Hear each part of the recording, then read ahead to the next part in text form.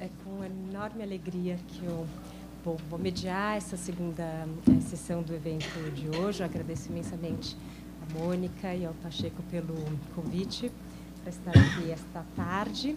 Bom, eu estou, na verdade, com um time, a nata de processualistas do nosso país, 3 deles, para discutir a questão que já avançamos na primeira parte, mas da perspectiva do processo penal, então proteção de dados específicos e provas específicas também. Então teremos 3 falas. Vamos começar com o professor Badaró, em seguida fala a professora Marta e por fim a Denise.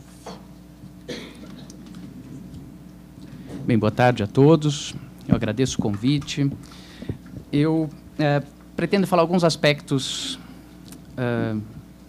gerais sobre a investigação e o problema da proteção de dados, mas talvez uma constatação e uma inquietação do que eu sinto na atividade do dia a dia. Eu sou advogado, advogo na área criminal, advogo na área de criminal com problema tanto envolvendo crimes de internet quanto situações em que os dados disponíveis na internet são utilizados em investigações dos mais diversos crimes e dos mais variados crimes. E uma primeira constatação é que essa nova quantidade de dados que tem disponível, eu acho que isso atinge a todos, né? Vi o final da discussão sobre proteção dos dados dos senhores, é que há uma crença, às vezes, porque você vê coisas tão rudimentares em termos de deixar rastro, para usar uma linguagem antiga, de que muita gente ainda que senta atrás da máquina e acha que porque está atrás da máquina ele está muito mais protegido, está muito mais escondido e ninguém sabe quem ele é. Então, hoje, a investigação criminal ela tem um arsenal de dados para ela trabalhar em cima desses dados que antigamente era inimaginável. E isso faz com que seja possível a utilização de novas técnicas que muitas vezes não têm acompanhado a velocidade dessas mudanças. Eu acho que deve ter certas situações ou certos aspectos que sequer chegaram a ver um momento que se tornaram uma fonte de investigação, porque a técnica investigativa ela está tão atrasada que, quando se pensa em conseguir atingir aquela forma de investigação, aquilo já não é mais uma forma importante de se investigar. Por outro lado, é interessante como, em crimes que não têm nenhuma relação com esse aspecto, dados pessoais acabam sendo utilizados e dados extraídos de rede de computadores. Eu me lembro um caso, talvez os senhores se lembrem, de um promotor de justiça que foi acusado de um crime, se não me engano, foi num Réveillon, em alguma cidade de praia, não me lembro agora, saiu uma discussão e ele acabou atirando em alguém e, salvo o melhor juízo, a pessoa veio a falecer. E, na defesa dele, quer dizer, habilmente, o advogado dele entrou no Orkut, era a época do Orkut ainda, e verificando os interesses da vítima, ele procurou demonstrar que a vítima era uma pessoa agressiva, que gostava de jiu-jitsu, etc. E é claro que daí você pega esses dados e aí cada um vai extrapolar, né, dentro dos estereótipos que for mais conveniente para a investigação ou para a defesa. E isso foi tratado para traçar um perfil daquela vítima e tornar condizente uma resposta no sentido de que, bom, ele agiu em legítima defesa, tá vendo? Olha, não era uma pessoa calminha, quietinha, que tem esse tipo de situações. E outras séries de dados hoje são investigados em crimes comuns. Hoje, quer dizer, não é raro quando você tem, por exemplo, um crime de trânsito, não se faz isso em todo mundo, Mas se levantar as multas de trânsito, ver se a pessoa tem muita multa por excesso de velocidade, claro que quando interessa isso é fácil. Quando foi o filho do Ike Batista lá, no dia seguinte estava todo mundo sabendo quantos pontos ele tinha na carteira, que estava com a carteira suspensa, se tinha multa por excesso de velocidade.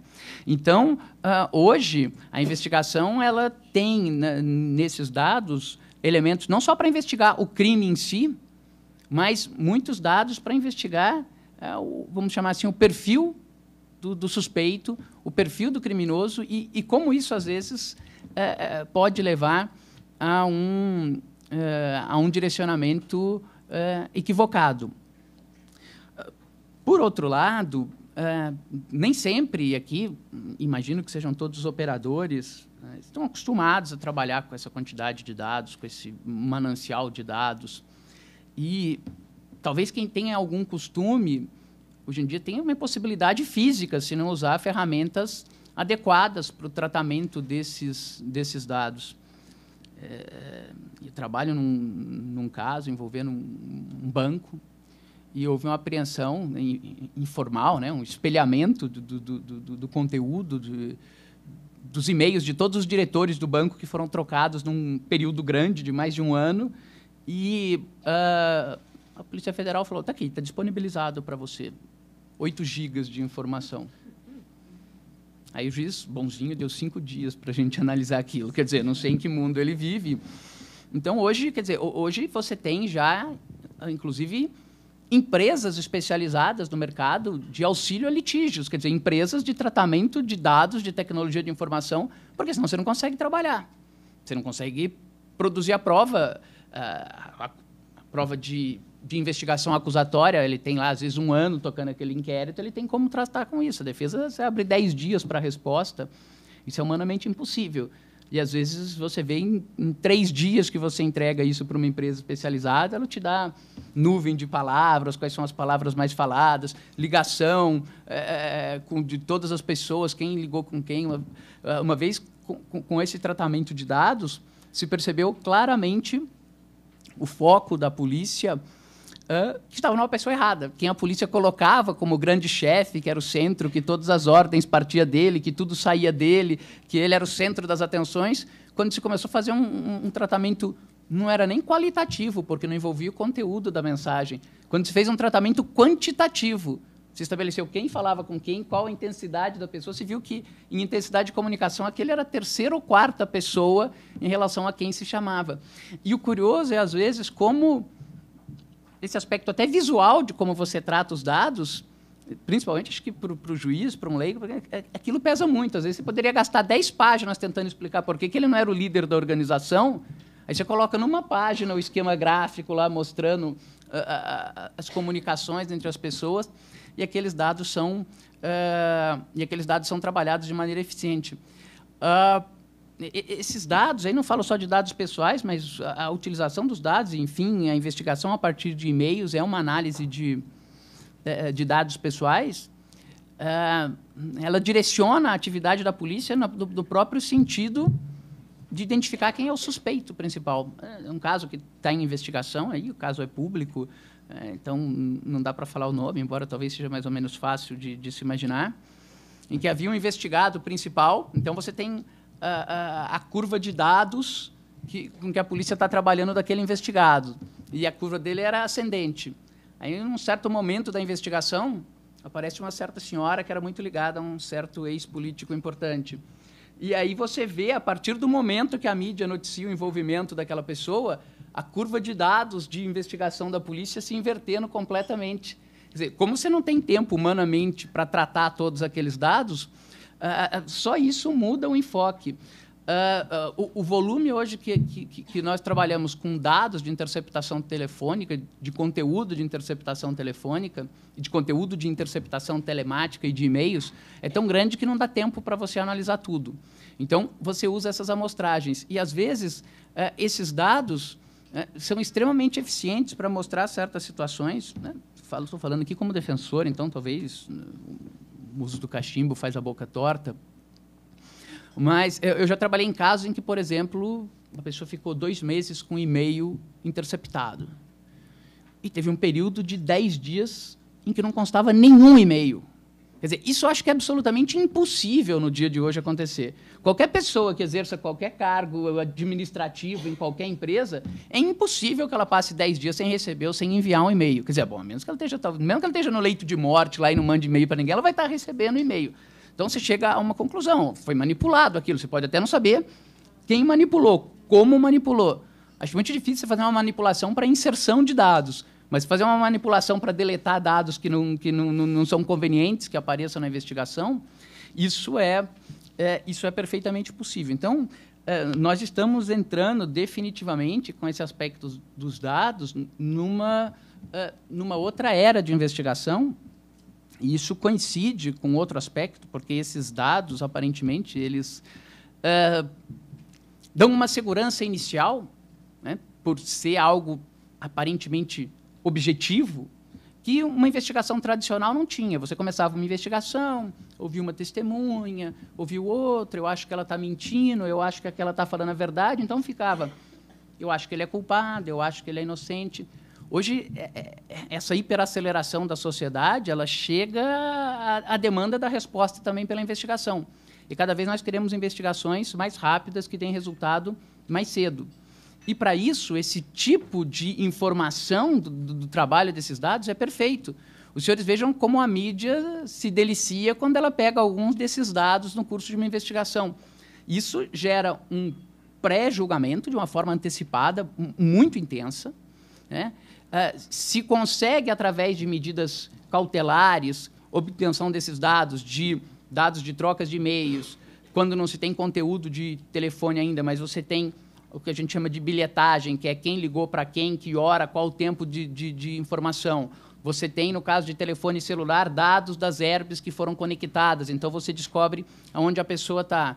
Hoje, qualquer investigação, se tiver um pouquinho de sorte que o carro tem algum rastreador de satélite, de seguradora, você pega aquele dado, isso foi usado, por exemplo, no caso dos Nardoni, a tese deles de que haveria uma outra pessoa, pelo menos pelo que eu acompanhei na imprensa, ela foi descartada, porque o promotor no júri fez uma linha do tempo, e que ele usou basicamente para fazer a linha do tempo, desde a hora que eles chegaram na garagem, foram os dados do sistema de rastreamento do veículo. Então, isso gera, já no primeiro momento da investigação, uma saciedade de falarmos assim, descobrimos o culpado.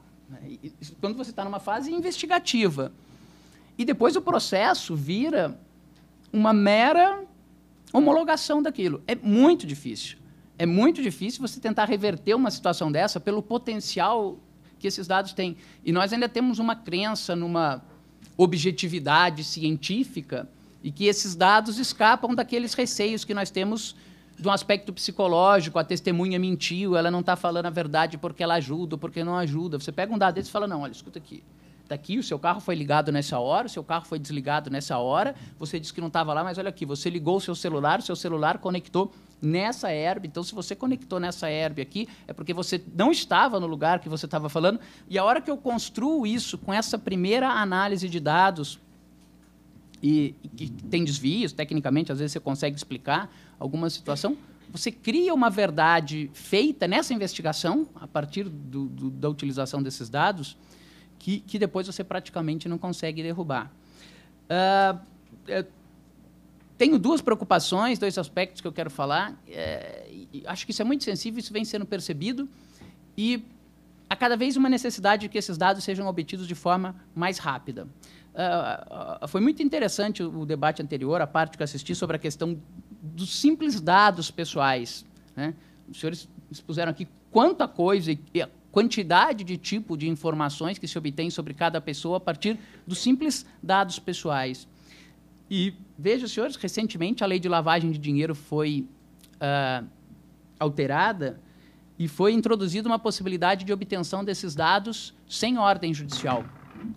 O novo dispositivo, 17B, eu vou ler para não me enganar aqui, tentando falar de memória. A autoridade policial e o Ministério Público terão acessos exclusivamente aos dados cadastrais do investigado, como se fosse pouca coisa, exclusivamente aos dados cadastrais, que informam qualificação pessoal, filiação e endereço, independentemente de autorização judicial, mantidos pela Justiça Eleitoral, pelas empresas telefônicas, pelas instituições financeiras, pelos provedores de internet, pelas administradoras de cartão de crédito.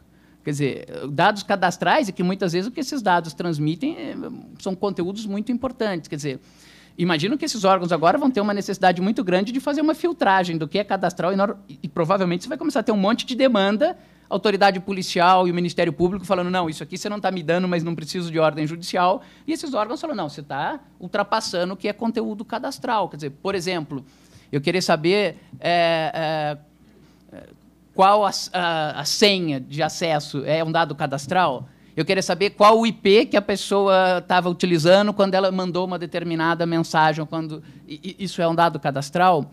Então, o sistema está sentindo essa necessidade de cada vez obter isso mais rápido. E isso aqui o que eu sinto é uma clara tentativa de superar obstáculos de decisão judicial. Então, o sistema tenta aperfeiçoar a investigação, e nada contra aperfeiçoar a investigação, mas esses limites estão cada vez mais tênues. E meia dúzia desses dados obtidos aqui, você cria uma verdade inicial, né, uma verdade provisória, se é que a gente pode usar essa expressão, mas que depois você não consegue mais reverter. E dentro do que foi dito aqui, quer dizer, será que todo mundo sabe disso? Será que todo mundo sabe disso hoje?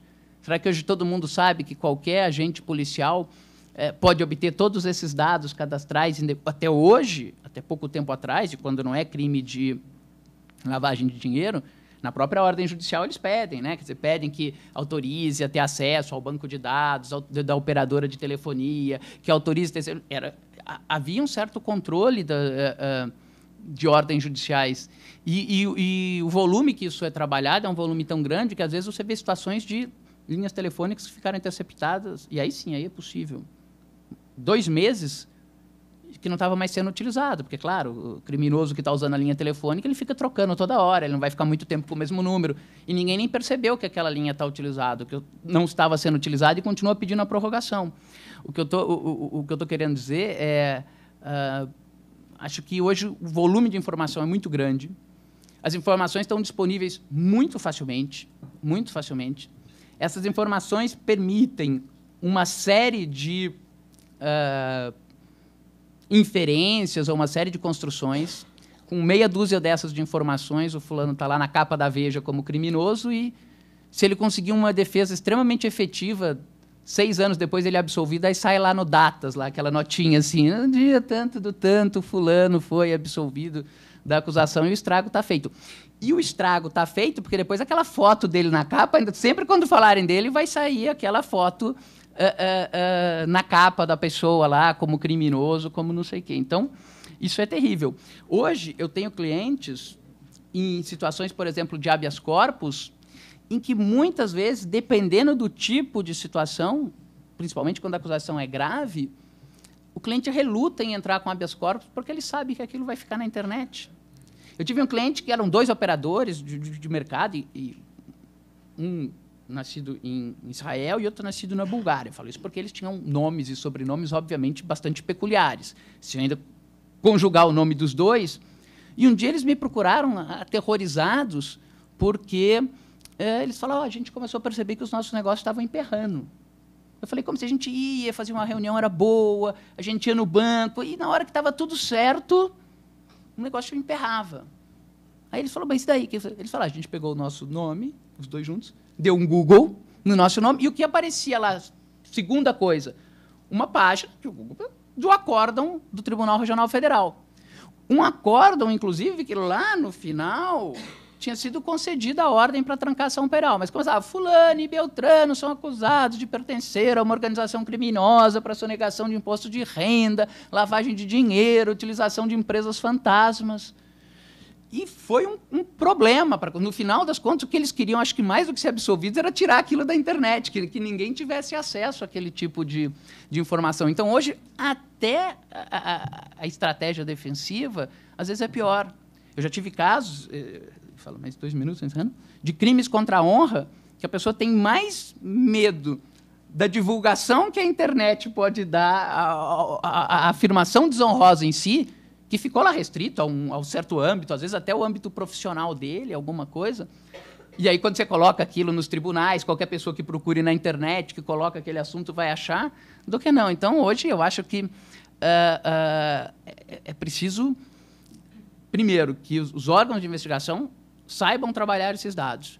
É preciso que as pessoas passem a ter algum cuidado, ou pelo menos tenham ciência do que elas estão expostas quando tem esses dados seus veiculados. É preciso que quem vai trabalhar nessa área criminal se prepare, esteja adequado a essa nova forma de tecnologia, que, bem utilizada, pode ser uma ferramenta extraordinária, né? Os senhores imaginem, antigamente, quando eu tinha uma impressão digital de alguém, se é que eu conseguia, você ia ter que ir lá no arquivo lá e ficar procurando, né? Fichinha por fichinha para ver se a impressão digital era aquela ou não era aquela. Isso hoje não tem mais sentido. Hoje, eu falava para a Marta agora, saiu publicado agora recentemente uma decisão de outubro de 2012 da Suprema Corte Americana, Maryland versus King, em que a Suprema Corte Americana considerou constitucional, um tema nosso, que não é tratamento de dados, mas vocês vejam como em todas as áreas estão, a extração compulsória de DNA para comparação de código genético de vítimas de determinados crimes, de pessoas que foram condenadas por determinados crimes, tem aquilo obrigatório para eles formarem um banco de dados com perfil de quem, ele é criminoso sexual, ele é criminoso em série, ele é isso. Eles vão alguns estados que tinham legislação, isso foi questionado diante da emenda que veda as buscas arbitrárias, e esse conceito de buscas arbitrárias nos Estados Unidos é bem amplo, e aí incluía a busca arbitrária do próprio corpo, e a Suprema Corte falou, não, isso é constitucional.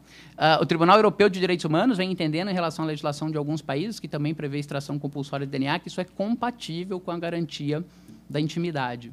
Então, quer dizer, daqui a pouco, até os nossos dados cadastrais de DNA vão estar disponíveis aí. Então, hoje em dia, quem estava preocupado com o Serasa, quer dizer, se vai sair se eu sou bom ou mau pagador, daqui a pouco eles vão estar vendo qual que é o meu cromossomo, se é bom ou se é ruim. E esse não tem jeito, de você começar a pagar bem depois e mudarem o seu conceito, você sair de uma lista e ir para outra. Eu acompanho isso com interesse profissional para trabalhar, mas também com interesse acadêmico. A Denise fez um trabalho na área sobre provas eletrônicas, é o doutorado dela. Quer dizer, eu acho que nós estamos num momento de grande transformação. E concluo, as leis processuais penais, em especial as leis que tratam de investigação, elas têm um problema terrível de alteração, porque há um espírito corporativo tremendo que dificulta profundamente a agilidade na mudança dessas leis. Vejam os senhores agora o que está acontecendo com a tal da PEC 37, que se o Ministério Público pode investigar ou não. Isso virou uma briga institucional de quem ganha e quem perde. A PEC da impunidade, aí tem a bancada dos delegados, tem a bancada dos advogados, tem a bancada do Ministério Público, e não se consegue mudar essas leis. A minha preocupação, acho que a Denise vai tratar disso, é que nós estamos ficando um terreno sem leis.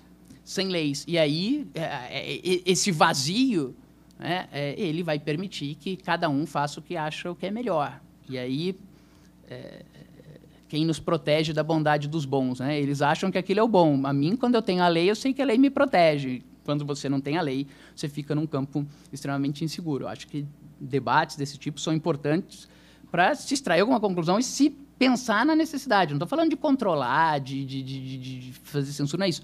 Mas é melhor você ter um marco regulatório da investigação nessas novas modalidades, acho, do que você não ter marco nenhum, até porque cada vez mais isso vai ser uma ferramenta de investigação. Eu agradeço o convite, era isso que eu queria falar, me coloco à disposição depois dos senhores para os debates, acompanho com interesse e preocupação a proteção dos dados nas novas técnicas de investigação.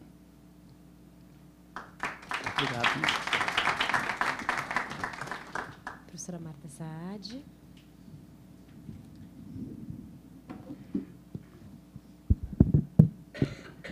Bom, eu queria, antes de tudo, agradecer o convite que foi formulado pela Mônica, o Alexandre e a Maíra, parabenizar a GV, porque é sempre o centro pioneiro desse tipo de discussão, é aqui que o palco desse tipo de discussão aparece.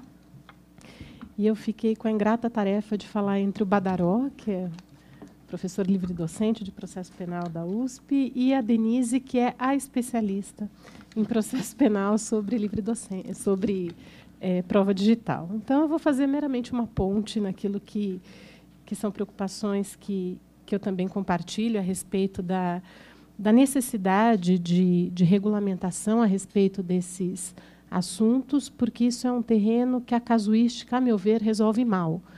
Então, a insegurança que isso cria e a incerteza sobre como isso acaba se desenvolvendo é um fator decisivo na condução de investigações criminais, que, claro, como o Badaró já falou, é incomparável o número de crimes que existem hoje, pós-legislação da década de 90. Se a gente compara o que era a criminalidade tradicional, prevista no Código Penal, e o incremento de condutas que passam a ser criminosas depois da década de 90, se a gente olha praticamente todos os crimes, chamados crimes econômicos, então, a lavagem de dinheiro, o incremento do crime contra a ordem tributária, várias situações que começam a demandar exatamente informações rápidas ou dados importantes. E eu lembraria aqui que isso não é só de pessoa física, né? A gente tende a imaginar que intimidade e vida privada é algo que diz unicamente com pessoa física, mas até o nosso Código Civil afirma que esses direitos da personalidade se estendem também às pessoas jurídicas. Isso, então, é um ponto particularmente sensível da investigação.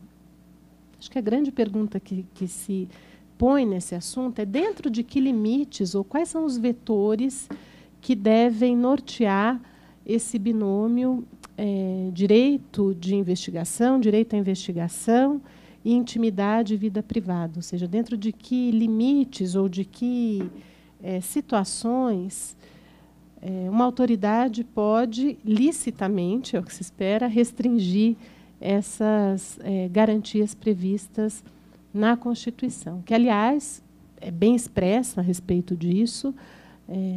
Tinha alguém que falou aqui um pouco antes, a gente estava até brincando a respeito a quem interessa a intimidade. Nós, do processo penal, acho que acreditamos que é algo que interessa a todos e a cada um, não é? E a gente estava brincando que, naquela situação, né, Badaró, a gente ficava meio fora das 3 hipóteses e a gente se sentia alguém que, de fato, tem interesse na tutela da intimidade.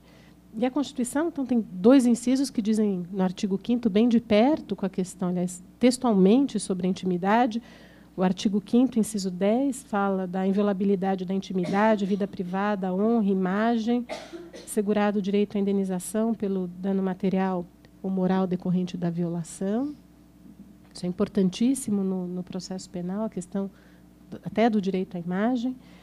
E o artigo 5º, inciso 12, que eu acho que é o que a Denise vai tratar mais, que é a questão da inviolabilidade do sigilo da correspondência, das comunicações telegráficas, dados e comunicações telefônicas, salvo, no último caso, por ordem judicial, nas hipóteses e na forma que a lei estabelecer para fins de investigação criminal ou instrução processual penal. Ou seja, bem delimitado o momento, o tipo de processo, o tipo de causa que permite a violação da intimidade. Nessa situação, é muito difícil, em termos abstratos, a delimitação dessa fronteira entre quando deve prevalecer um interesse individual, a intimidade, ou quando deve prevalecer esse interesse público de investigação e de descoberta de dados a partir de uma violação lícita à intimidade. Se, por um lado, existe essa chave, que na faculdade existe até uma linha de investigação que se chama eficiência e garantismo, se a eficiência pensa nessa ideia de um interesse público, de fortalecimento dos meios investigativos, de busca de dados, que procura investigar velhos e esses novos crimes também, com uma suposta ideia de uma pretensão, de uma defesa coletiva. De outro lado, existe também a ideia de um garantismo, a partir desse rol extenso dado pela Constituição, de que as garantias, ou as exceções às garantias constitucionais, precisam ser interpretadas de uma maneira cada vez mais restritiva. E, dentro disso, dessa ideia, eu elegi aqui, na verdade, 2 modalidades de meio de obtenção de prova que têm uma regulamentação legal e que encontram decisões judiciais que, infelizmente, quer dizer, procuram alargar as hipóteses que estavam originalmente previstas em lei. A primeira delas é a questão do sigilo financeiro. Ele enfim, faz parte da ideia da intimidade da vida privada, a ideia de que as instituições financeiras exatamente têm em comum do seu fundamento de existência a guarda da intimidade sobre aquele que confia seus dados a uma instituição financeira. E a Lei Complementar 105, ela cria uma série de permissões de troca de informações que, de alguma maneira, eu não diria que viola, mas que esgarça essa ideia da intimidade. Então, no processo penal, as comunicações compulsórias que são feitas pelo Banco Central, pela Comissão de Valores Imobiliários, a CVM, a respeito de operações taxadas de suspeitas, leva à instauração de investigações criminais que, muitas vezes, os delegados tão pouco sabem o que estão investigando, né? A chamada investigação pela operação suspeita. E, dentro daquilo, entra uma série de coisas que, às vezes, mal têm relevância para o sistema penal. É claro que a ideia de que o sigilo financeiro, de que os dados que são ali protegidos, muitas vezes contém informações importantes para a apuração de crimes, notadamente do crime de lavagem de dinheiro, do crime contra a ordem econômica, do crime de evasão de divisas, claro, dos crimes previstos na 7492, é óbvio que, em algum momento, eles precisam ser incorporados no processo penal, e a questão é de que maneira isso deveria ser feito. Houve, inclusive, uma discussão no sentido de que se pode o Ministério Público, se o Ministério Público recebe a informação sem nada fazer, porque a informação vem de ofício desses órgãos que monitoram o sistema financeiro, pode, como ele é o destinatário disso, ele também pode, numa via de mão dupla, ele próprio requisitar essas informações. É uma questão que foi levantada pelo Ministério Público há um tempo atrás, e que, de alguma maneira, ficou como uma questão prejudicada no julgamento da ação penal 470, do caso do mensalão, mas é uma questão que se põe a respeito dessa situação.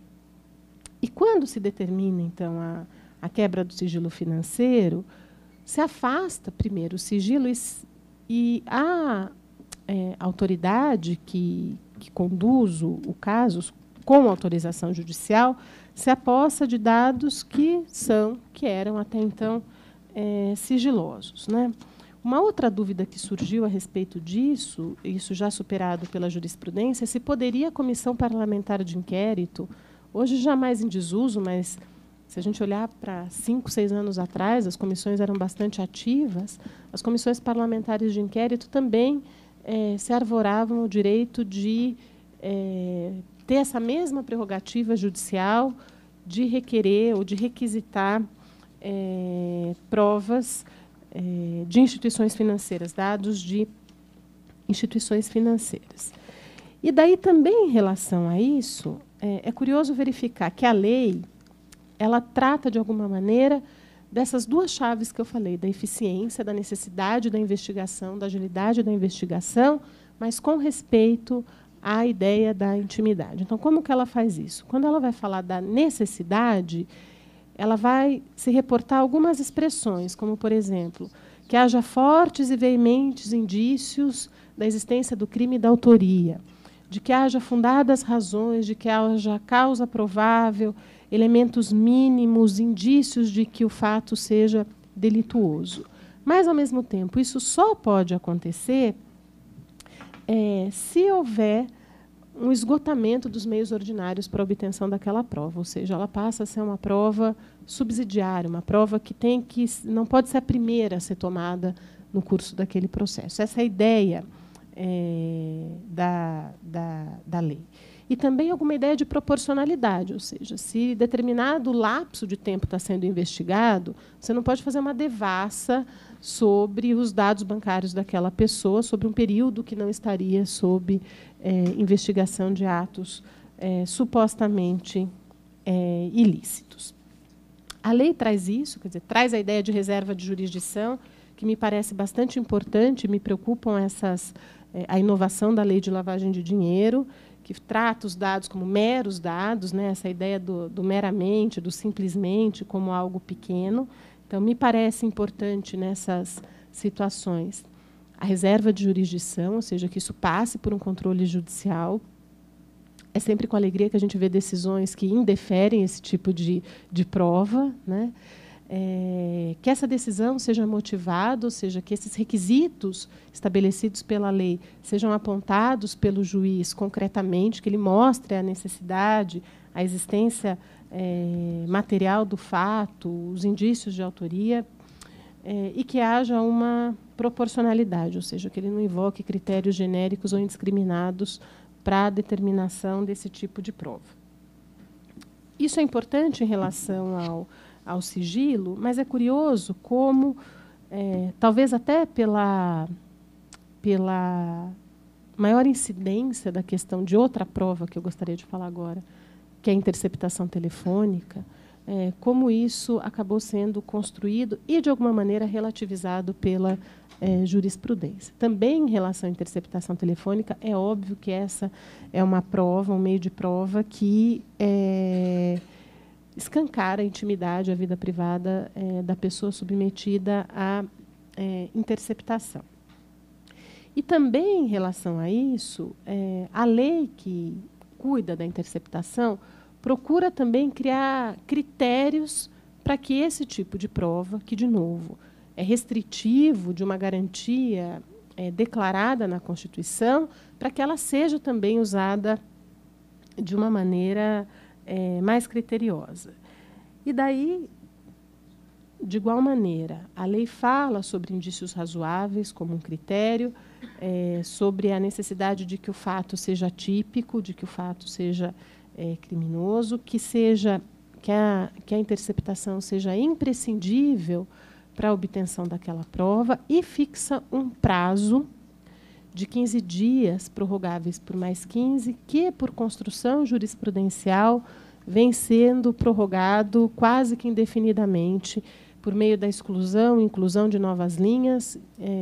É fato notório que existe muita interceptação telefônica em curso, dados, inclusive, disponíveis do número de linhas, a telefonia móvel, claro, muito mais interceptada do que a telefonia fixa. Um caso interessante a respeito da questão desse tipo de prova, me parece, claro, tudo isso é muito sensível no processo penal, mas o que mais me preocupa é a utilização do processo penal como fonte de prova emprestada, né? Porque tudo isso tem palco no processo penal para apuração de uma situação que é grave, de uma situação que é o maior ilícito que a gente tem, que é um ilícito criminal, justificada de uma maneira bastante excepcional, e como isso pode, de alguma maneira, ser compartilhado com as outras esferas de apuração daquela mesma infração.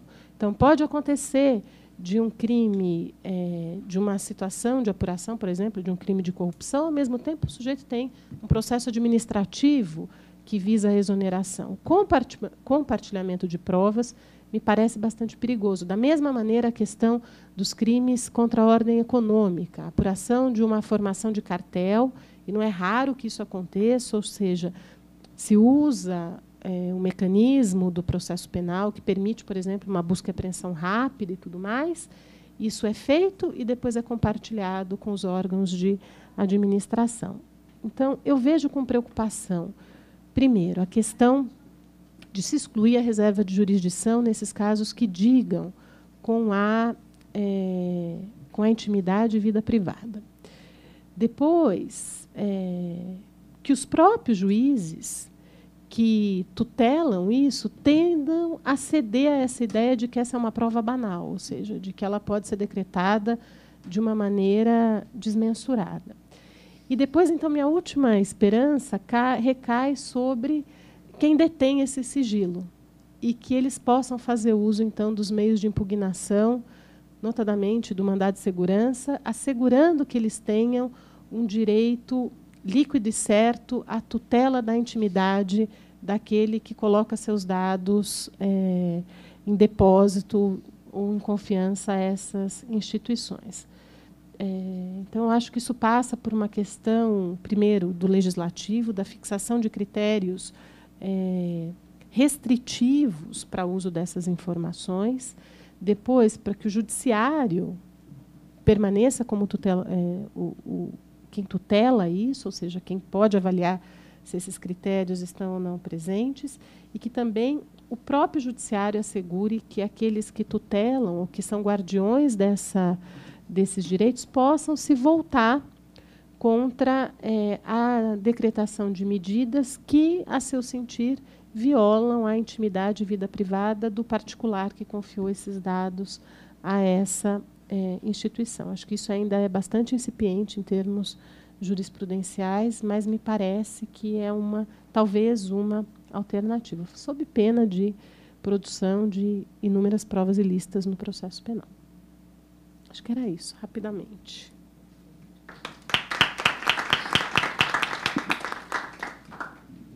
Denise Vaz.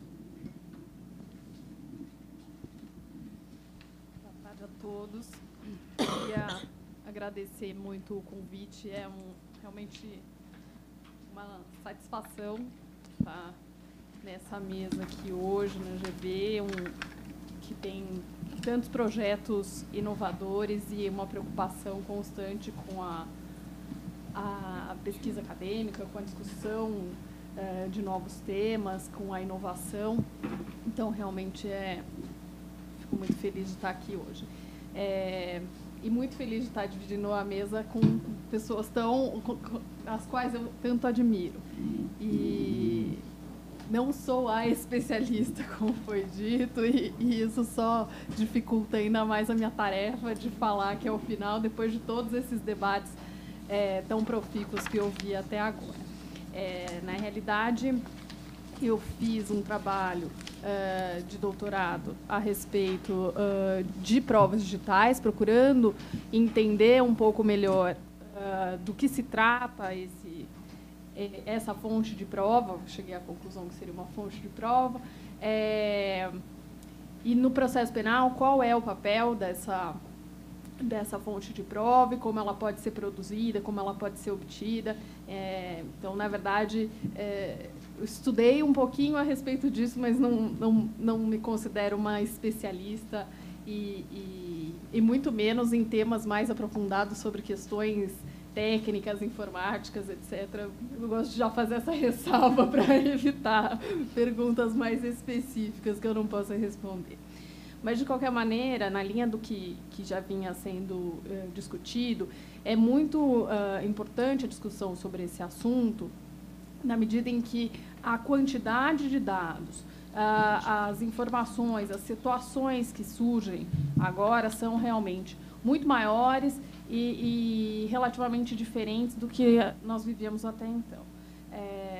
Em primeiro lugar, acredito que as situações os crimes que surgem no ambiente virtual possuem uma nova característica. Por um lado, nós temos crimes que são específicos. Então, por exemplo, as invasões em sistemas virtuais, em sistemas eletrônicos, adulteração de dados, etc. Tudo isso é uma realidade nova.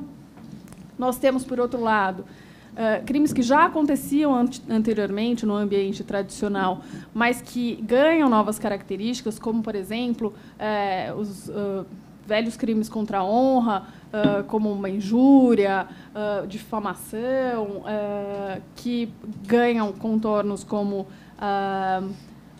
o alcance a um número muito maior de pessoas, né? A possibilidade disso ser de se dar um forward num e-mail que contenha injúrias ou quaisquer afirmações ofensivas, seja a divulgação em blogs, em redes sociais, de quaisquer informações pejorativas,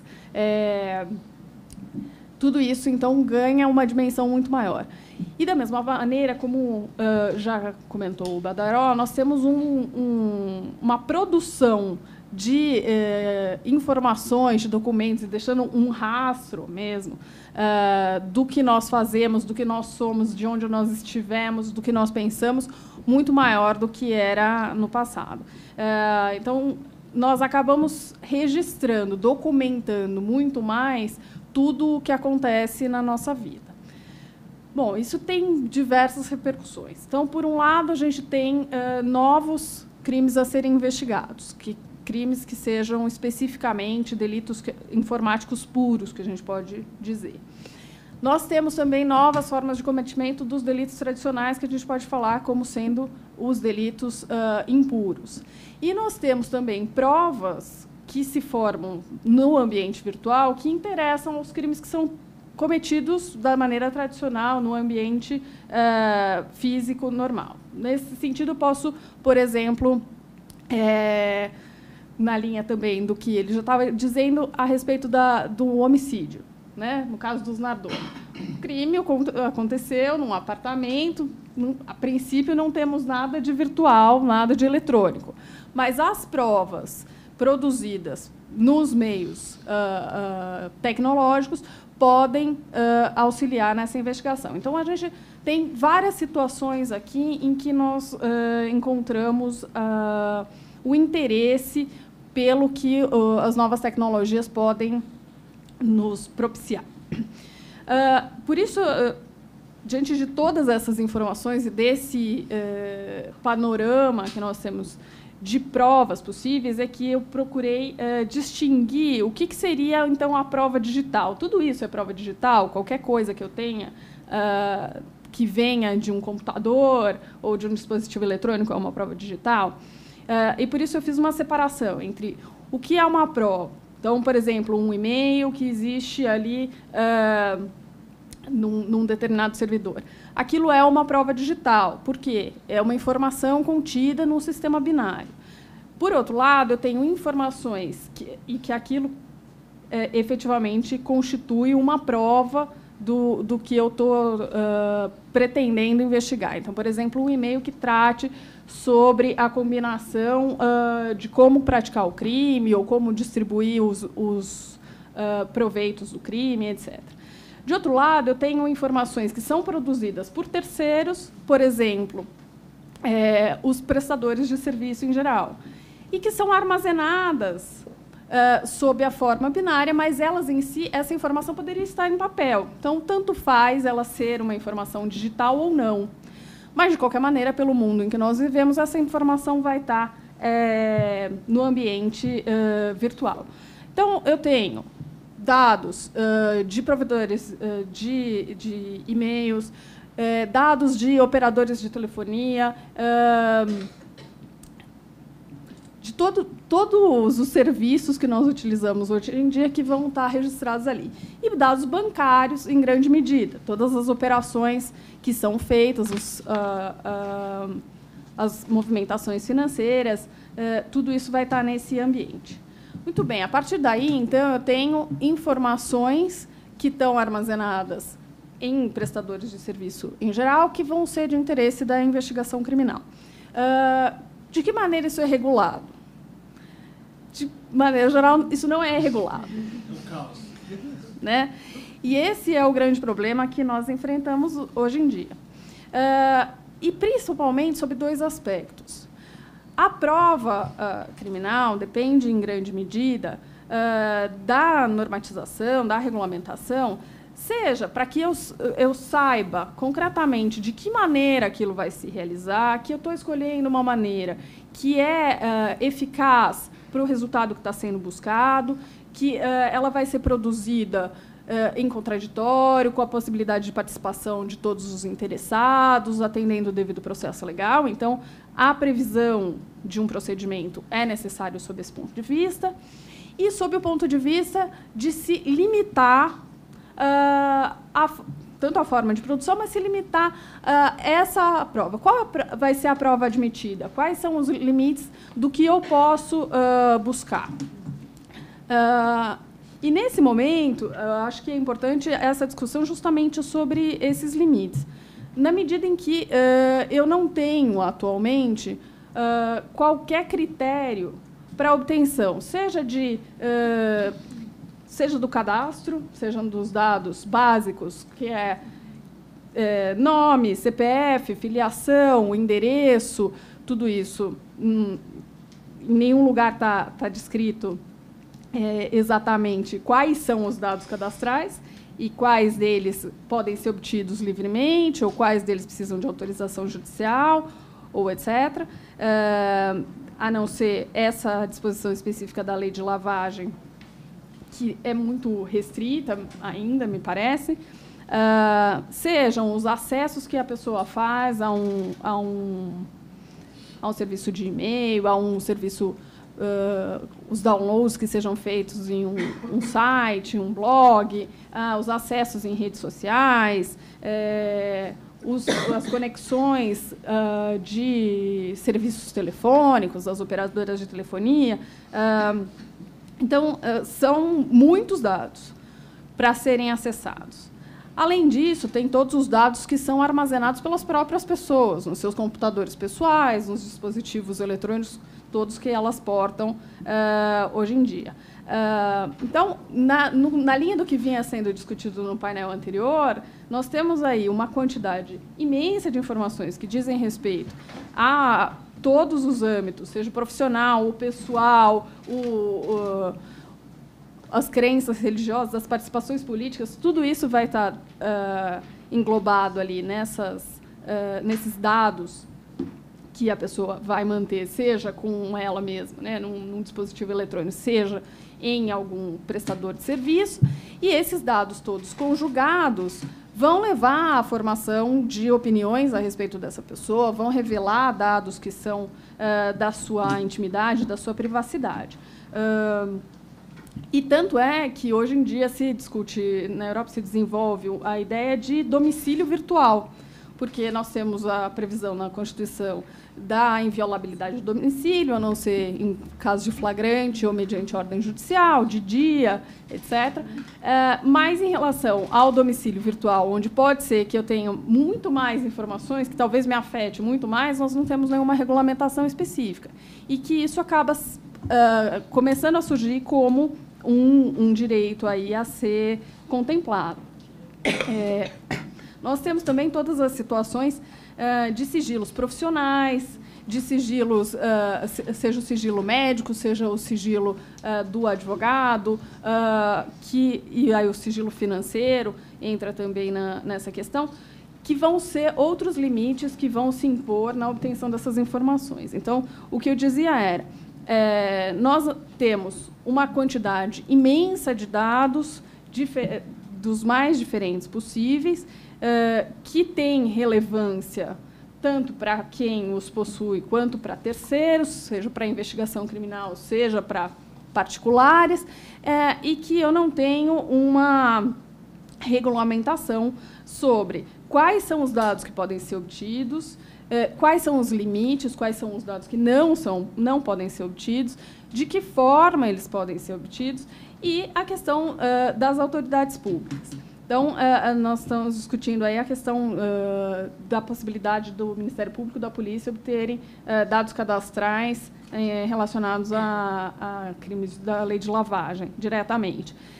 Mas, da Constituição, embora nós só tenhamos a disposição expressa sobre a interceptação telefônica, na verdade, né, no inciso 12 do artigo 5º, para a investigação criminal sob ordem judicial, de uma maneira geral, a Constituição prevê a reserva de jurisdição para a restrição dos direitos individuais. Na verdade, existe uma certa discussão sobre os direitos serem absolutos ou não, até com relação aos dados que estão ali na primeira parte do inciso 12, né, como o inciso 12 fala em viabilidade das comunicações.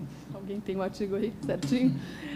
De qualquer maneira, viabilidade das comunicações telegráficas, de dados das comunicações telefônicas. Então, existe a discussão sobre se o caso que nós temos, que a possibilidade de restrição seria a comunicação telefônica somente, que os dados não se incluiriam nessa restrição e os dados seriam absolutos. Me parece que a perspectiva atual é que nenhum desses direitos seria absoluto, que, de qualquer maneira, levando em conta o princípio da proporcionalidade, se poderia restringir esses dados, mas o raciocínio que eu quero desenvolver nesse ponto, na verdade, diz respeito a, se eu tenho um dado a ser restringido, se eu tenho um direito que é assegurado constitucionalmente, a sua restrição depende de ordem judicial, porque o mecanismo da Constituição para a restrição de direitos individuais reside na decisão de autoridade judicial, fundamentada, motivada, de acordo com as regulações do devido processo legal, para que eu possa balancear o direito que está sendo restringido e a finalidade da investigação. Então, nesse momento, a nossa maior dificuldade é essa ausência de regulamentação. E isso, pelo outro lado, também. Como advogada, eu enfrento a questão tanto sob o ponto de vista do investigado, que eventualmente pode ter os seus dados violados por meio de uma requisição direta do Ministério Público para um provedor, a respeito dos seus acessos, dos seus dados, dos seus e-mails, de todas as informações que tenham sob a forma digital. Assim também, quando nós estamos representando a vítima e temos a necessidade de produzir a prova e estamos em busca da informação, a falta de regulamentação nos deixa também muito fragilizados, na medida em que não sabemos quais provas, de que maneira nós podemos obter essa prova, se elas não vão ser consideradas ilícitas no futuro e todo esforço vai ser em vão. Então, essa preocupação que surge da eficiência do garantismo, né? Então, de conseguir que o processo penal atinja os seus objetivos de busca da verdade, de aplicação da lei penal com eficiência, não no sentido de condenações, mas de realmente resolução dos casos, e, por outro lado, mediante o respeito aos direitos individuais, isso passa necessariamente pela regulamentação da produção de provas, né, no âmbito das provas digitais ou provas que estejam com prestadores de serviços que trabalhem no ambiente virtual. Porque, em oposição a isso, nós temos uma situação de imensa insegurança jurídica que não contribui de maneira nenhuma com a resolução dos litígios sociais mesmo que nós temos. Então, essas eram as principais considerações que eu queria trazer no sentido dessa preocupação e com a falta de regulamentação, dizendo que o que nós temos, em linhas gerais, atualmente, que são as regulamentações atinentes à busca e apreensão, à interceptação, elas não atendem a todas as necessidades que surgem nesse novo ambiente, seja pela sua especialidade, seja por novas necessidades que são trazidas por conta da necessidade de preservação da autenticidade, da integralidade dos dados, seja por esse novo aspecto de realmente maior incidência sobre os dados, sobre a intimidade, sobre a privacidade. Então, essas as principais considerações que eu tinha para hoje. Pergunta muito muito direta para a mesa. Diz respeito a um tópico que está sendo discutido no Marco Civil da Internet, que é a guarda de logs de acesso e logs de serviço, ou seja, quem usou IP tal no dia tal em tal horário e o outro qual IP acessou tal serviço, né? E a discussão que se tem lá é se é obrigatória a guarda desses logs de só um deles, dos dois, de nenhum, e por quanto tempo? 6 meses, 1 ano ou 2 anos? Acho que mais ou menos é esse o debate. Quando esse debate quando acontece esse debate com com as polícias e com o Ministério Público, eles normalmente argumentam que essas informações assim são absolutamente fundamentais e o crime prosperaria e o Brasil seria tomado. A minha pergunta muito concreta de vocês que têm conhecimento de muitos processos penais é se essas informações são assim tão fundamentais para a investigação e qual vocês acham que seria pensando, por outro lado, equilibrando isso com o direito de proteção à privacidade, qual seria o ponto de equilíbrio adequado, o que deveria ser exigido, seja dos provedores de serviço quanto dos provedores de acesso, quanto tempo de guarda desses logs, se é que alguma? Primeiro lugar, né, agradecer aí, estou compartilhando a mesa com 2 colegas de turma, que essas sim lembram da minha época dos meus longos cabelos e do Pantera Thrash Metal, né? Exato. E, aliás, eu sou muito grato à faculdade de ter cursado Direito numa época em que não tinha tudo isso, né? Porque talvez as fotos da peruada, se tivessem sido disponibilizadas online, não tivessem me permitido ter uma carreira, né? Que dirá um trabalho hoje. Mas, enfim, fiquei muito satisfeito de ouvir que todos aqui acho que convergem nessa questão do problema da reserva da jurisdição, né? Eu queria dizer que, do ponto de vista empresarial, né? Do ponto de vista do Google, e das outras empresas também, de uma maneira geral, mas só tenho mandato para falar por eles, né, pelo Google, essa insegurança jurídica traz muita dificuldade para a gente também. Nossa diretora jurídica, Fabiana, ela tem aí uns 20 processos penais nas costas de autoridades indignadas porque querem que os dados sejam fornecidos sob pena de crime de desobediência, e o nosso argumento existe a reserva de jurisdição, são direitos constitucionalmente protegidos, exatamente como a Denise defendeu. E, por sinal, Denise, enquanto você falava, eu achei a versão simplificada da sua tese aqui no banco de dados da USP, né? Eu vi que você está com a tese completa aí, né? A gente, quando defende tese, carrega ela para cima e para baixo, daquele orgulho, eu sei como é. E eu queria saber, eu vi que na tese você menciona uma sugestão de normatização, né? Depois eu queria até saber o que você sugere, etc, etc. Mas eu queria alertar para outra coisa, que entra na minha pergunta específica, né? Como aproximar o garantismo que vocês estão trazendo aqui, que essa preocupação com a reserva de jurisdição, com o equilíbrio, etc., etc., mas no âmbito de quem legisla? Eu digo isso pelo seguinte: a lei de lavagem de dinheiro passou como passou, o governo, nem a Casa Civil, nem o governo federal se segurou, fez questão de dizer que essa era a política do governo, e havia 2 outros projetos com a mesma redação, pasmem vocês, um deles alteraria o próprio Código de Processo Penal, o artigo, acho que 13, se não me falha a memória, que trata das prerrogativas da autoridade policial, para que ela pudesse requisitar diretamente aos provedores de internet as provas sem ordem judicial nenhuma, o que elas quisessem. Felizmente, o projeto foi arquivado, mas projeto arquivado no Congresso não significa grande coisa, porque na próxima legislatura ele pode ser desarquivado.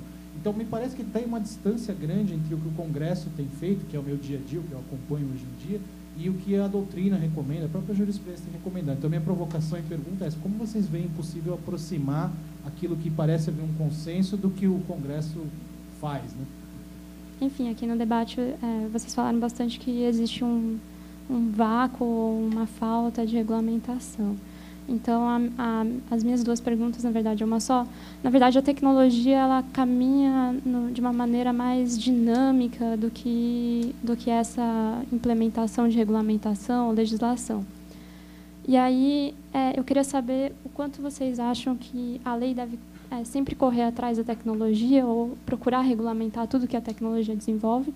E aí eu entro na questão dos logs, né? Por exemplo, com a implementação do IPv6, o que eu tenho ouvido assim, nos debates é que a guarda de logs, a questão da guarda de logs no Marco Civil já estaria defasada. E aí eu também ouvi uma questão de que o judiciário deveria exercer uma certa tutela. Só que eu venho de uma área de estudos de direitos autorais e um pouco mais agora privacidade e liberdade de expressão, em que as decisões tomadas pelos judiciários tendem a ser mais conservadoras, né, em relação, ou tendem a optar pela censura. Então, eu gostaria de ouvir vocês se o judiciário estaria preparado, né, em termos técnicos, para exercer essa tutela, né? Bem, vou tentar comentar um pouquinho de cada coisa. Eu tenho me preocupado até dentro do que a Maíra falou, quer dizer, se o judiciário for tentar correr atrás de toda nova tecnologia, primeiro, se o legislador for tentar correr atrás de toda nova tecnologia, ele nunca vai conseguir ter essa resposta. Veja que o Tribunal Europeu de Direitos Humanos trabalha com todas as tecnologias a partir da Convenção Europeia, que é de 1950 e que assegura a intimidade. Então, eu acho que, sem ignorar a importância das novas tecnologias, nós temos que partir de um princípio de neutralidade tecnológica. A importância é definir qual o conteúdo daquele direito deve ser assegurado. É claro que quanto mais eu tenho outros meios tecnológicos, mais criam facilidades de acesso, mas o importante é você definir aquele núcleo. Por exemplo, dados cadastrais, pode. O quanto do dinheiro que eu transfiro na minha conta, isso não pode, mas saber quem é meu pai, minha mãe, qual é o meu endereço, pode. Agora, como que eu vou acessar isso? Seja para a internet, seja mandando um ofício de papel para o banco me respondendo de papel. A Maíra deu exemplo da jurisprudência suíça, como acesso à internet. Isso é o que você pega na RT, que ela já faz dos processos de dados sigilosos. Quando ela publica um acordo RT lá de papel, ela põe o nome 3 pontinhos. Quando não é, ela coloca o nome inteiro da pessoa. Então, eu acho que às vezes, a mudança da tecnologia faz isso, que a gente fique tentando correr atrás da tecnologia, quando a gente esquece de tentar definir a essência do direito à intimidade, direito à privacidade e marcos para essa situação. Quantos anos que dá para guardar? Na lei de lavagem, a Receita Federal foi obrigada a guardar por 5 anos os dados de transmissão. E eu acho que aí é um ponto técnico, quer dizer, aí a capacidade, e imagino eu, certamente seria um custo que vai ser repassado para o usuário. Quer dizer, ninguém almoça de graça, alguém vai pagar a conta. Se você falar, vocês vão ter que guardar por 20 anos. Ele fala, para a gente guardar por 20 anos, a gente vai ter um custo X, vamos repartir esse custo entre todo mundo que vai utilizar. Eu acho que é uma questão técnica que você tem que chegar num meio termo. Porque nenhuma prova, e sobre os logs, nenhuma prova é relevante em si, ou impertinente por si só. Ela depende da natureza do caso. O que eu acho é que, na grande maioria dos crimes que são cometidos por meio da internet, e cada vez mais isso é frequente, porque cada vez mais a internet é utilizada como uma ferramenta do dia a dia, para esses crimes, esses dados são muito importantes. Costumam ser dados, não sozinhos, é claro, mas através dele você descobrir quem usou o computador. Não é seguro, porque alguém pode ter emprestado a senha para o outro, etc. Mas esses dados costumam ser relevantes. Só que a própria reserva de jurisdição daí para o acesso, uma coisa é quem vai ter que preservar o dado ou não por quanto tempo. Outra é como é que eu vou abrir a porta do cofre. Quem vai abrir a porta do cofre? Quer dizer, você tem que preservar os dados por X meses ou X anos. Agora, como que eu vou ter acesso ao dado?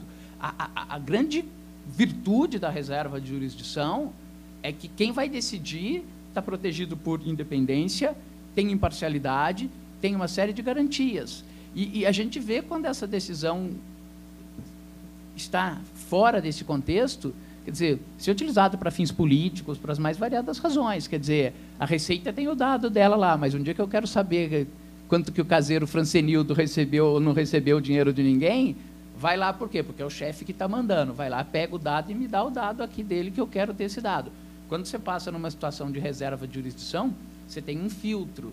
E aí, talvez, com esse filtro, você possa até diminuir o período de tempo, porque você não vai ter que ter toda a informação de todo mundo. Agora, o que me preocupa, vai na linha da Maíra, acho que a gente tem que pensar na essência do direito.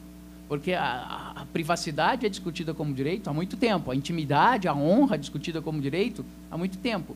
A tecnologia facilita ou dificulta proteção ou transgressão desses direitos. É claro que a gente não pode esquecer o que a tecnologia fez, mas você tem que definir o núcleo daquele direito, mais do que a tecnologia que pode violá-lo ou não. Essa é a minha forma de pensar.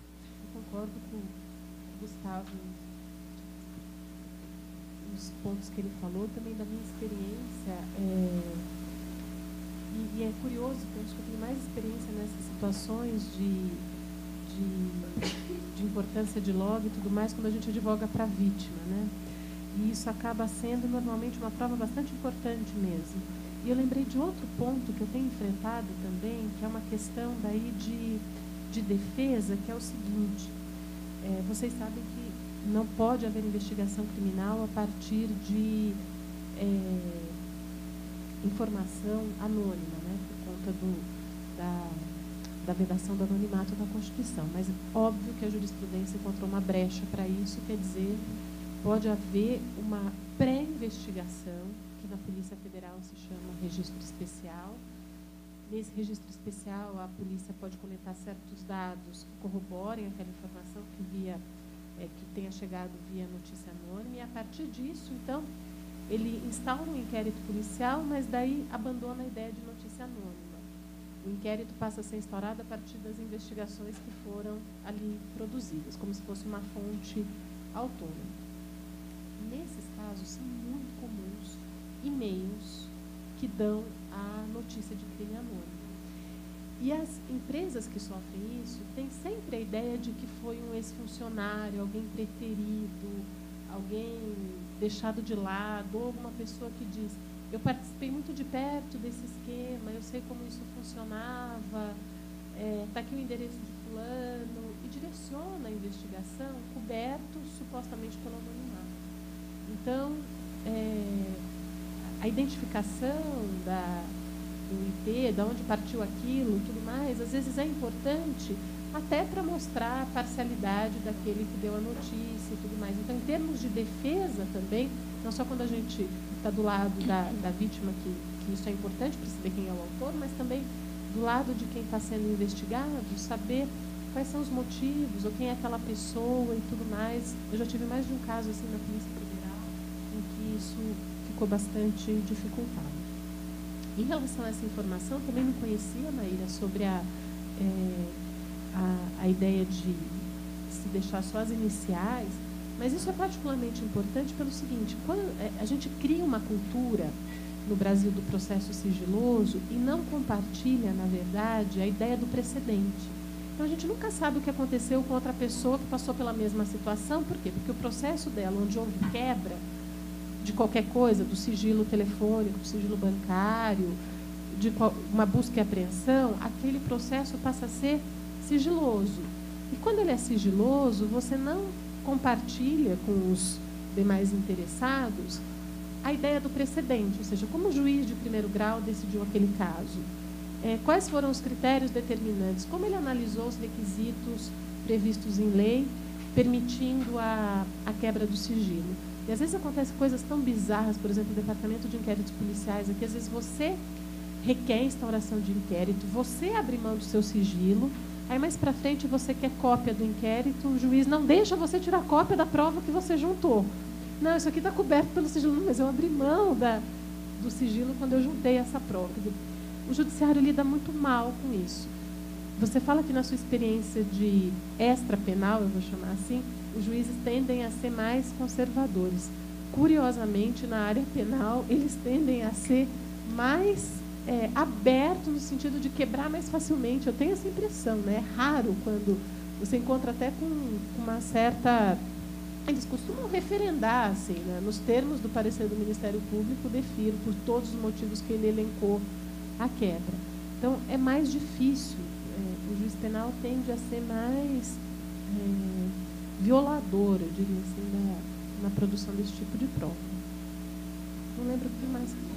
Não, isso é sempre curioso. Eu acho que eles têm uma implicância com o advogado, porque se você está pela vítima, você não consegue. Se você está pelo acusado, qualquer pessoa habilitada por lei que possa pedir tem a medida decretada. É verdade.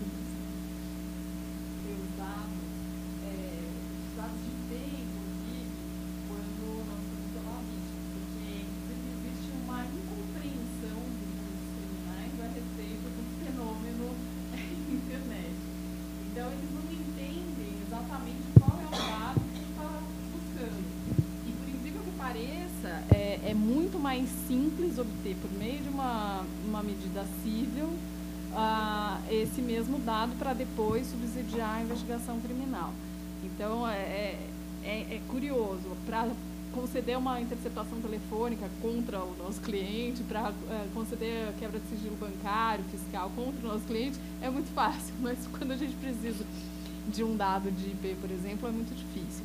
E, de fato, esses dados têm se mostrado bastante relevantes quando nós temos que achar quem é o autor daquele seja da afirmação ofensiva, seja de para confirmar a origem de uma determinada informação, etc.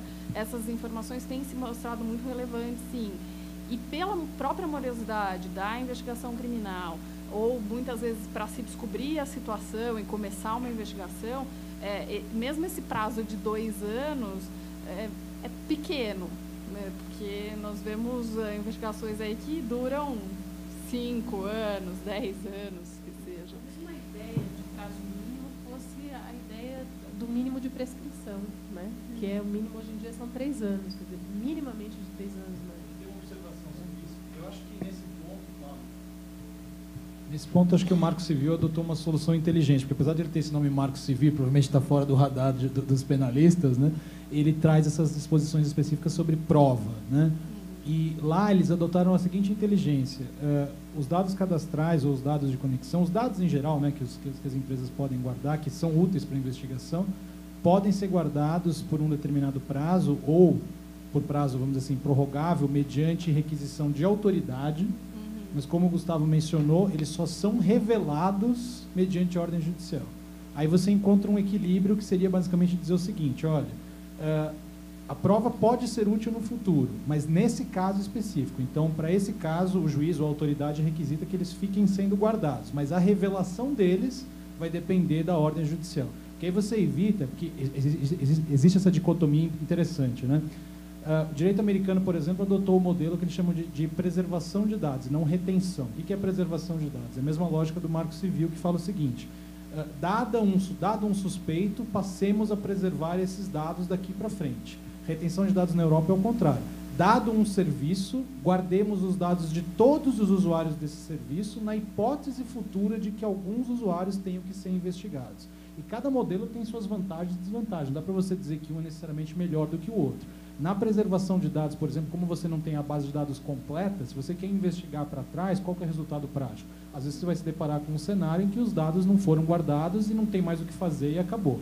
Agora, voltando porque a sua pergunta especificamente era, e na prática, como é que isso tende a acontecer?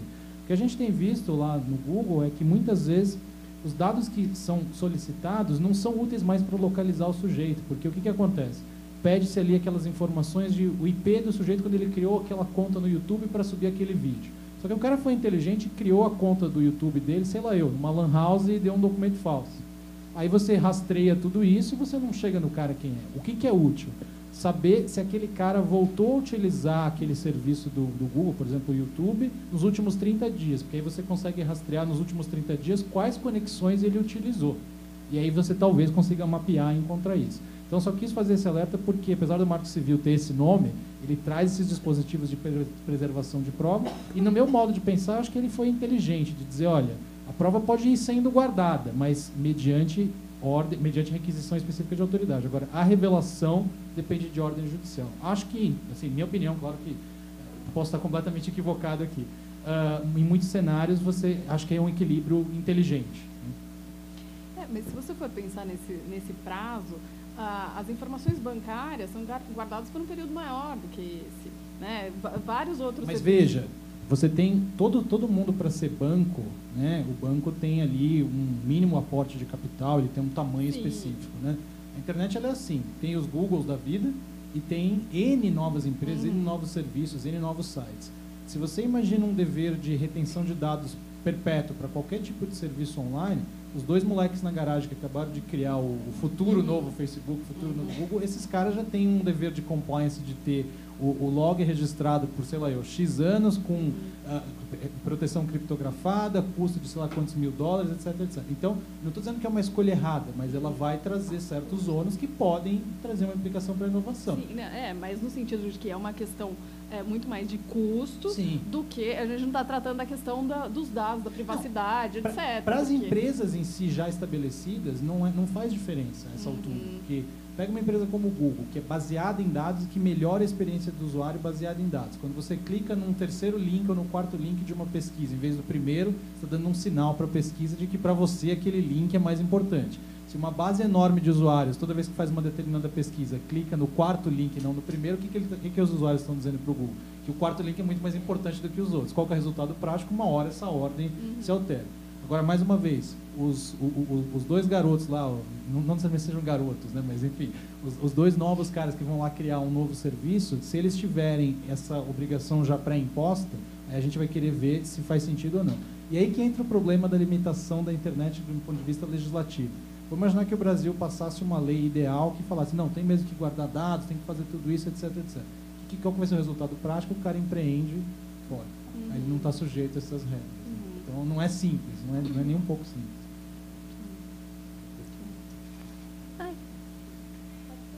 Eu tenho uma pergunta até que ela é simples. Eu trabalhei com investigação de crimes contra a ordem econômica na extinta Secretaria de Direito Econômico. E a gente tinha muitas investigações em paralelo com a Polícia Federal. Então, tinha muita colaboração, MP também, enfim, várias coisas. A minha dúvida é que, realmente, quando a gente faz busca e apreensão, fazia na época, vinha uma quantidade de dados enorme. Assim, era muito tempo para digerir tudo aquilo e, às vezes, a gente dava prazo. A gente, você tem 15 dias para analisar tudo que a gente, de fato, aprendeu. Só que sem filtro nenhum. Então, assim, hoje, vendo, mudou minha perspectiva, mas me parece que ter acesso aos filtros que a gente usava para fazer a análise daquele material inteiro era muito mais útil do que ter acesso ao material. Porque não se leva a nada. Você fala, eu peguei 10 HDs aqui, que eu vou olhar tudo, eu pedi prova não sei aonde, só que você não tem nenhum indicador. Tipo, tudo bem, onde é que eu começo a me defender de tudo aqui que você tirou? Então, a minha dúvida é se tem existido algum tipo de pedido nessa natureza de acesso ao racional de análise, então, que é o filtro feito daqueles dados todos, se isso tem sido deferido ou não, e aí eu não sei se tem. Não, imagina. E aí tem um outro ponto também que eu fiquei preocupada, que é o seguinte, nas investigações que a gente fazia, às vezes apareciam nas interceptações telefônicas outras pessoas. Então, o nosso foco eram, sei lá, 5 aqui. Daí, de repente, apareciam outros 2 que a gente, de fato, sabia quem era, tinha e-mail, tinha interceptação telefônica, tinha tudo. Mas a gente não podia nem notificar o cara porque a gente não tinha o CPF dele. Então, assim, será que vale a pena limitar dado cadastral a esse ponto, sabe? Então, tem um limite, eu acho que até que é o ponto da finalidade da obtenção daquele dado cadastral. Então, não precisa liberar geral, assim, de falar, não, todos os dados cadastrais são acessíveis. Mas também tem que ter uma racionalidade nessa limitação da finalidade da investigação, até, porque às vezes não poder notificar o cara é ruim para ele. Ele não vai conseguir se defender e ele está lá numa investigação como uma pessoa importante. Então, acho que eram só esses 2 pontos que eu queria comentar. O que eu posso falar é das questões das defesas prévias, né, Denise? Que é quando isso aparece.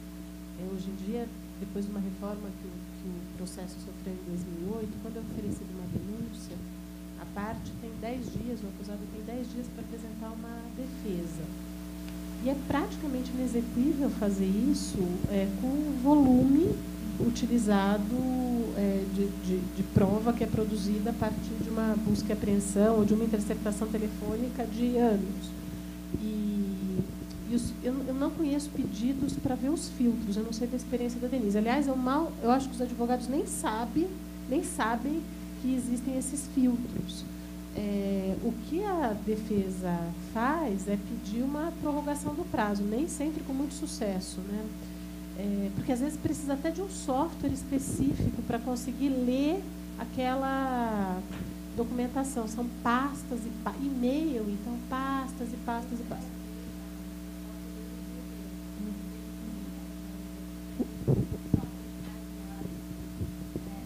Quantidade de dados, mas para fazer filtros eficientes. Então, teve uma cooperação bastante forte nesse sentido de importar a tecnologia mesmo. E aí, realmente, ficou isolado. Os advogados não têm acesso não só ao sistema, mas à tecnologia. Então, talvez, e aí porque eu vejo que seria ineficiente garantir acesso aos dados, porque ninguém consegue ver nada ali. Então, sem extrair a inteligência, o cara não se defende, ele não tem o que fazer. E existe outro ponto importante aqui, que são as buscas desmedidas, né?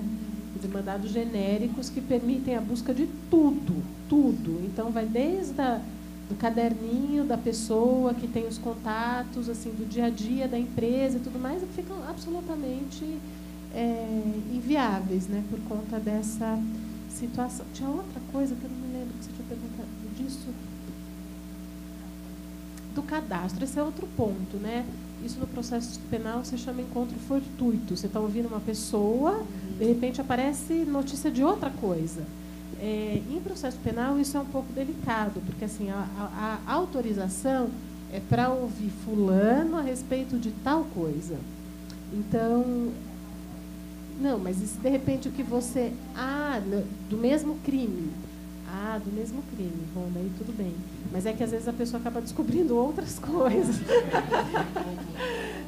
De repente você fala, não só isso, né? Fazemos não só isso que você imaginava. Entendi.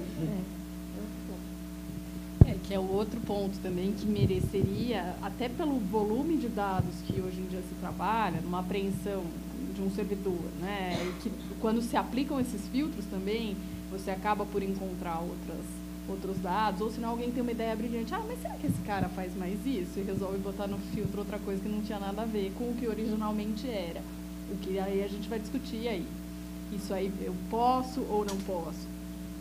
Então seria necessário também uma fixação de critérios para a utilização de informações sobre o encontro fortuito, que se propõe, em linhas gerais, que tenha alguma relação com o que estava sendo investigado, ou que seja um crime da mesma gravidade. Então, alguns critérios aí já foram mais ou menos sugeridos, né, em linhas gerais. Mas é outro ponto também que depende do entendimento caso a caso, que, mais uma vez, traz uma grande insegurança jurídica. Bom, vou falar rápido, que eu sei que a hora já está tarde, mas na exposição de vocês eu fiquei conversando muito aqui com o Denis e lembrando do trabalho que a gente apresentou no Prêmio do Marco Civil da Internet e Desenvolvimento, que foi um trabalho sobre como que os juízes brasileiros de segunda instância viam a questão da exibição de dados na esfera civil, em tribunais do país todo, né? E, na verdade, o título do trabalho é O Direito de Saber Quem É. Então, se eles viam um direito nessas ações contra provedores de aplicação ou operadores de blocos de IP, se viam esse direito que é um direito, seriam em face dos usuários anônimos, né? Daqueles que utilizaram de um e-mail apócrifo, de um usuário, um perfil fake para, enfim, falar ou disseminar algum tipo de conteúdo que pode ter sido como lesivo. E aí, não sei, eu fiquei pensando muito, eu acho que eu queria dividir esses resultados com vocês, porque eu acho que a gente nunca teve a oportunidade de dividir com o pessoal da esfera penal, da extrema leniência do judiciário brasileiro que a gente diagnosticou, pelo menos no judiciário civil, com esses dados. Ou seja, existiria um direito de saber quem é. Em muitas poucas ações, eu não me lembro nem qual das centenas de acórdãos que a gente leu, que a gente conseguiu ver uma ponderação do motivo pelo qual aqueles dados estavam sendo pedidos. O dado era pedido e era entregue, quase como automático. Então, se tem que passar pelo judiciário, se tem que passar por alguma porteira, quer dizer que tem que ter algum tipo de conversa a respeito disso, de apreciação desse pedido, e não como se fosse uma porteira aberta. Então, nem adianta passar pelo judiciário, se a ideia é essa, se ele sempre conceder, né? Então, e aí o dado que é também significativo, que também aparece no relatório de transparência, é da quantidade dessas ações que são ações relativas à difamação e honra, né? O que no direito penal também reverbera, né? Porque muita gente depois quer processar ou fazer alguma ação penal contra aquele que disseminou aquele conteúdo, que feriu a sua honra, etc., né? Mas na esfera da honra, é um pouco... essa entrega automática dos dados é um pouco estranha, né? Porque quando a gente pensa em um crime contra a honra, ou alguém que difama outra pessoa, existe um processo subjetivo de formulação de uma acusação, de algo ruim que a pessoa estaria envolvida e o quanto isso pode ser uma denúncia legítima, por exemplo, de um agente público envolvido num escândalo ou não, né? Então, a gente, né, nessa ação teve a oportunidade de ver casos, por exemplo, de blogs em cidades do interior que não tinham outro meio de divulgação de uma denúncia contra um ente público. Então, o cara se utilizou de um blog apócrifo para tentar levantar uma questão importante contra o governante, o que pode ser legítimo, saindo um pouco da esfera jurídica, mas eu acredito que pode ser legítimo, tendo em vista o ambiente democrático daquela população. Não sei se o Denis quer complementar.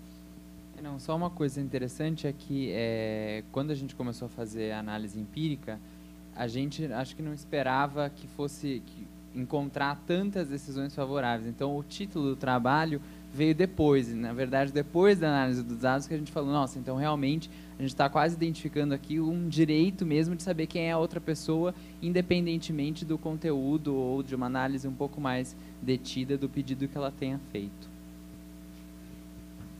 É um pouco isso. Eu faria 2 comentários, na verdade. Assim, por um lado, não necessariamente a detecção de uma falha na apreciação judicial significa que ela é dispensável, né? Eu acho que isso não prejudica tudo o que foi dito a respeito da necessidade da apreciação judicial. De qualquer maneira, tem que estar formalmente em ordem, pelo menos uma petição inicial com uma história, né? E, por outro lado, na questão desse direito de saber quem é, e do debate democrático que estava sendo dito, mas, por outro lado, também nós temos a proibição do anonimato. Então, é democrático também saber quem é que está criticando e quais são os critérios, porque muitas vezes, até na linha do que a Marta falou, né, de eventualmente surge uma denúncia lá para a polícia e quando vai se ver era um ex-funcionário, etc. Eu também tive um caso que era na verdade era um cyberstalker que era enlouquecido e que criava fatos contra o cliente. Daí falou que ele praticava tráfico e corrupção de menores, etc., e estava a ponto de ter ali uma busca e apreensão, etc. e tal. E isso com base num e-mail ali que nada significava, que não identificava a pessoa. Então, essa questão também é muito complicada na medida em que o anonimato não pode servir de instrumento para que outros direitos sejam violados, né? Então, é preciso cuidado nessa análise dessa liberação dos dados, assim, que pode ter parecido tão pouco pensada, tão pouco apreciada, mas acho que a questão do anonimato, da vedação do anonimato, talvez pese nessas decisões. Eu lembrei de outra coisa agora que tem a ver com os dados do judiciário. Outro dia me aconteceu uma coisa muito curiosa, de uma pessoa que atua no mercado financeiro e, por conta de negócios e tudo mais, precisa reportar a sua situação quando vai entrar em algum negócio. E esse sujeito, quando tinha, sei lá, 19 anos, fez uma declaração falsa da cidade onde ele residia, porque o pai dele falou que ele deveria pagar pela própria autoescola, quando ele foi tirar a CNH, ele descobriu que a cidade vizinha tinha um preço melhor. Então ele fez uma declaração falsa que ele residia na outra cidade. E isso, assim, faz bastante tempo. Ele respondeu a um processo por falsidade, um processo no interior, teve suspensão do processo, o negócio foi deprecado para São Paulo, então primeiro foi deprecado para ele ser ouvido, depois foi deprecado pela suspensão. Mas um negócio assim de 20 anos atrás. E daí ele foi participar de alguma coisa, não sei se foi uma licitação, quando a pessoa procurou no TJ São Paulo, achou lá 2 movimentos, 2 registros em nome dele aqui em São Paulo. Eu falei, meu Deus, o que é isso? Daí ele teve que prestar explicações, eram as precatórias. Então, assim, o processo principal, o tribunal dá baixa, mas deixa esses bracinhos, esses tentáculos.